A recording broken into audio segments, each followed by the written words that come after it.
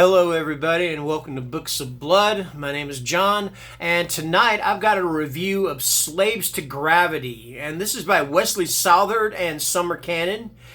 This was given to me by Silver Shamrock Publishing in exchange for an honest review.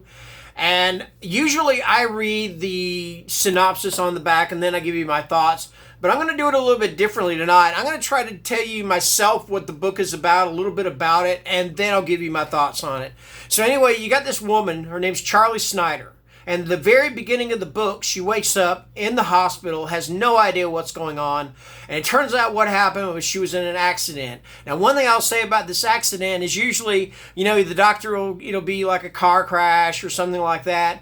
But these two, Southard and Cannon, they decided to go a little bit of a different route. And I don't think I'm giving any spoilers away. A chimney falls on her. She does this whole thing where she flips houses while she's standing under the roof or whatever, where it slants down, and her guys are up here, and they're trying to get this chimney moved or whatever, and it gets away from them, and it slides down, and it kills her. I think it's her foreman. It kills him, and it paralyzes her. All right.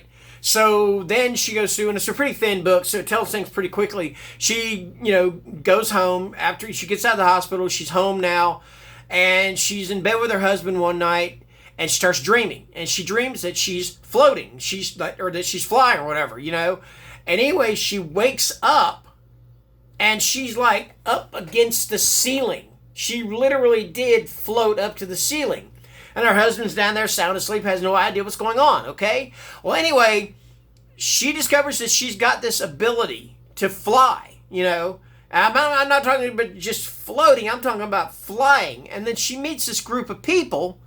They all have leg injuries of some sort. They're all either paralyzed or they have some sort of leg injury. And they can do the same things that she can do.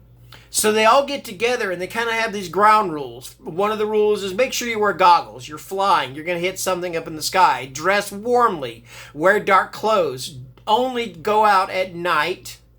And don't fly above the cloud line. That's some of the rules that they do. Because you don't fly above the cloud line because more than likely you're going to run into a plane or a plane's going to run into you. All right? Anyway, so everything's pretty cool. She can do these things, and they can will themselves to fly faster or slower or whatever. Really freaking cool ability, all right?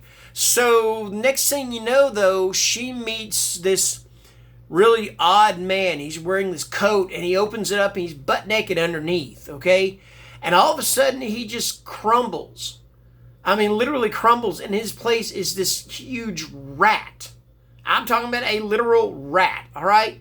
Well, what it is that these rat-like creatures, they are against what this group of people, these people that can fly, they call them volatons, which means to have the ability to fly, all right?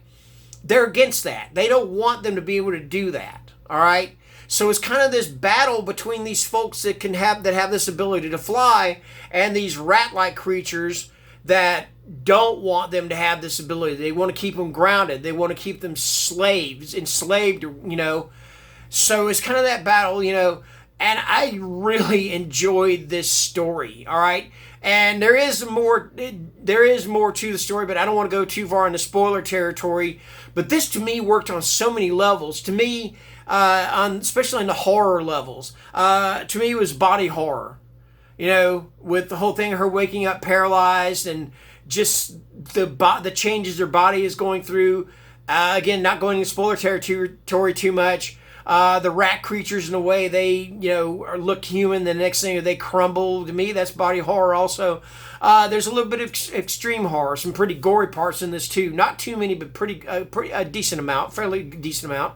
And then it also goes into kind of the sci-fi and fantasy horror territory also toward the end. Again, not giving away too much. But I also saw this as a metaphor for how you have these people that think that just because a person is handicapped, like paralyzed or whatever, or just even anything, and I hope I'm not being politically incorrect when I say handicapped. I don't mean to be. I'm not trying to be. But they just think that these people that that have some kind of disability. They're disabilities, okay? That they can't do the same things that people that don't have these disabilities can do. You know, people that in their eyes are normal people, so to speak. I didn't want to say that they're normal people. I'm just saying they think they're normal people. So to me, that's what these rat creatures represent, is these people that, you know, that think that people with disabilities don't have the same, can't do the same things that we can do. You know, people that are not disabled. All right. So I think that's kind of what that is. And I think it's really about how this woman is saying, no, you know what? I'm not going to be limited by my disability. You know, I can do the same things you can do, and I can probably do them better than you can do. So that's just, to me, is what I see out of that. You know, that's just me. I may be wrong. I don't know. But that's the way I see it, all right? Anyway, I love this story. I give it a 5-star rating all the way across the board. I mean, the storytelling is great. The characters are great. And the villains are fantastic.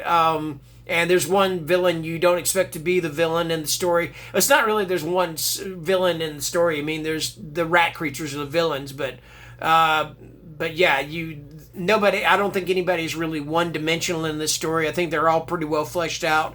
So yeah, like I said, Slaves to Gravity, and I'm giving this one a solid 5-star review. I highly recommend it. And again, let me talk about the cover here. The cover is by Keelan Patrick Burke. And he does such fantastic covers. He does where you look at it the first time and you're like, oh, this is pretty cool. And then you look at it closer and you're like, oh, okay, there's more to it than meets the eye kind of thing. So, yeah. Anyway, Slaves to Gravity. 5 stars, highly recommended. Thank you for watching. Enjoy the rest of your weekend, and good night.